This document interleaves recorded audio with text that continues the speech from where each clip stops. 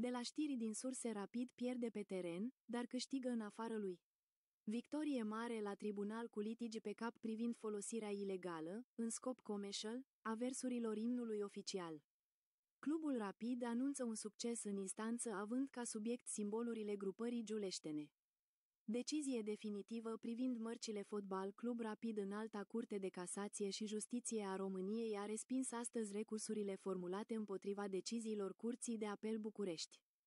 De anul trecut, în cele două dosare privind mărcile Fotbal Club Rapid, prin respingerea recursurilor, ICCJ a menținut deciziile CAB, prin care s-au stabilit, printre altele, ca mărcile constând în emblemele Fotbal Club Rapid, emblema actuală a clubului și Uniunea Fotbal Club Rapid au fost înregistrate legal de către fosta societate Rapid aflată acum în faliment. Că acestea au fost achiziționate legal în anul 2018 de către actuala societate și că marca Asociația Fotbal Club Rapid va fi anulată, a anunțat Rapid pe contul de Facebook.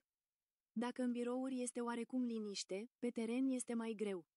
Rapid este pe locul 8 după 19 etape, cu 25 de puncte. La ultima apariție în Superligă, trupa lui Șumudică a cedat 0-2, cu Sepsi.